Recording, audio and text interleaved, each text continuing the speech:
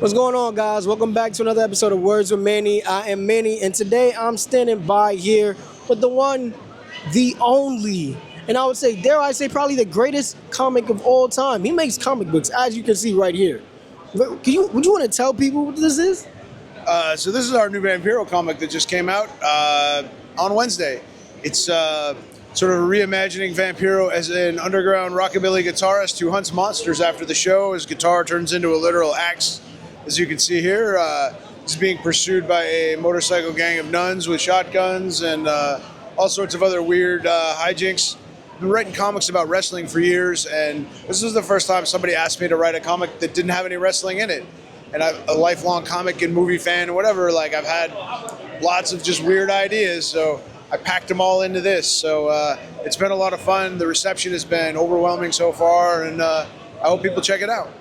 Mikey Kingston, guys, correct? Yes. I don't want to make sure I get nobody's No, name. you're good. Mikey Kingston, cousin, half brother, Eddie Kingston, Kofi Kingston. So when somebody came up to you and told you to write a comic other than wrestling, how did you feel?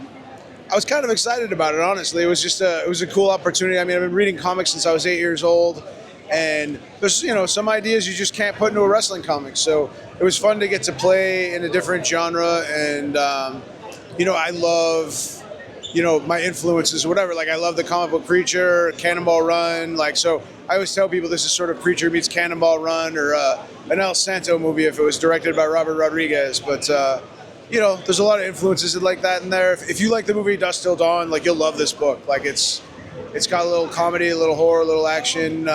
It's a lot of fun, though. What inspired you to actually get into comics, and what was your first ever comic that you made? The first comic that I made. So I loved wrestling and I loved comics, and I bought every wrestling comic that came out, and they all sucked. And as a wrestling fan, they didn't make comics that I thought wrestling fans wanted. So I made my own. It's called Headlocked. It's about a theater major who drops out of college to chase his dream of becoming a professional wrestler. It's kind of like an HBO style show. It's him navigating the underbelly of the business, trying to get to the bright lights and the big stage, but also learning the craft of wrestling through the eyes of a performance artist. So, and then the cool thing about that is it's all drawn by wrestlers. So Mikel Molapola, a Samoan wrestler from New Zealand, he does the interiors, and then Jerry the King Lawler paints the covers. And it was sort of my love letter to wrestling and the craft of wrestling. And it was, that's what kind of put us on the map. And then a lot of wrestlers liked Headlocked, and then they wanted to make comics. And then Headlocked became Tales from the Road, which are a series of short stories that I co-write with different wrestlers. And those are in all different kinds of genres. They're just fun. We did a story with Jay White that's what if Willy Wonka was a wrestling school instead of a chocolate factory. We did a video game story with Adam Cole. We just finished one with Trish Stratus. We just finished one with Claudio. Working on a ton of them, but we've probably done like 40 or so short stories at this point. And it's been so much fun to jam with people you respect creatively. So, and that's all I ever wanted to do is make a cool wrestling comic, and then I did that, and then it's sort of exceeded my wildest expectations as to how it's going on. Making comics with people I grew up watching on TV and friends with guys, and like it's really been a dream. You mentioned the theater major dropping out of school. Was that based on a true story? It wasn't. I was just to make the book accessible. I'm very big on accessibility because I wanted people who didn't watch wrestling to be able to read the book and then see wrestling through my eyes as a fan. Because, when I started writing it, I mean, wrestling's a lot more accepted now, but I mean, it's very polarizing to a lot of people. A lot of people have an instant sort of love or hate for it. And so I wanted, you take a kid who's a theater major who drops out of school and he's on day zero, and you could follow his journey. And then the journey is the journey everybody has when you're trying to create, right? You have ups and downs and self-doubt and whatever. It's just the physical part of wrestling makes it, I guess, more compelling than just a guy wandering around Nashville with a guitar, right? Yeah. But it's the same sort of emotional journey. So I felt like people could relate to Mike Hartman's emotional journey, but at the same time, they're learning about sort of wrestling and then coming away with more respect for it. So, and that's one of the coolest things is I've sold the book to a ton of people who didn't watch wrestling, and they came back and they were like, I never thought about wrestling that way before. So it's been a cool experience. So this might be a little hard, but who has been your favorite wrestler you've wrote a comic for? I mean, that's a tough one.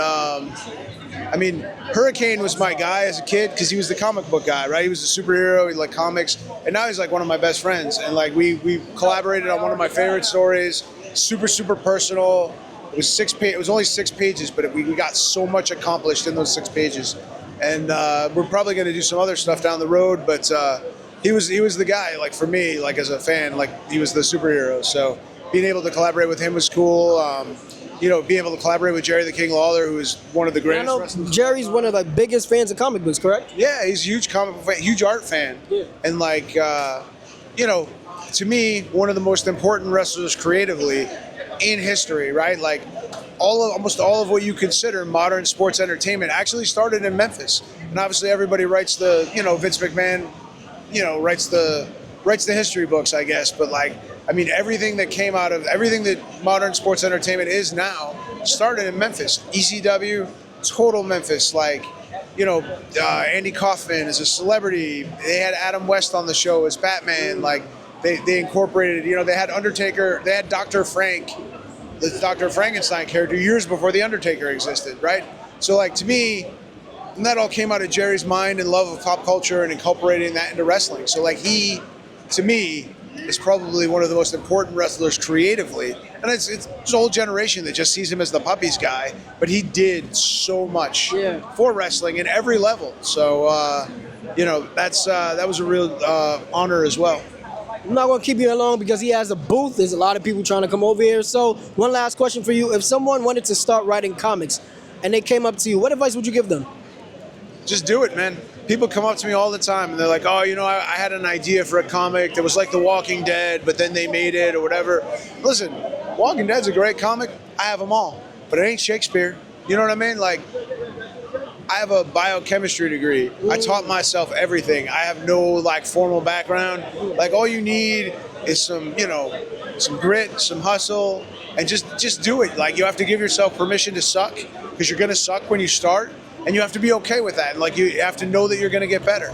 Every creator that ever looks at the first thing they made cringes, right? But at the time you make it, you're like, oh my God, this is the greatest thing ever, right? But you gotta just do it, man. You gotta go out and just put one foot in front of the other and keep moving forward. You can slow down, but you can't stop. Mr. Kings, I appreciate the time. Where can people find you on social media? All my social media is Headlocked Comic. It's one word. It's all me. So feel free to reach out if you got questions, if you want to know about breaking into comics, whatever. I make myself available for everybody, and come check it out. Mr. Kings, I appreciate you, man. Thank you so much. Thank you. Make sure you like, comment, subscribe, guys. We out of here.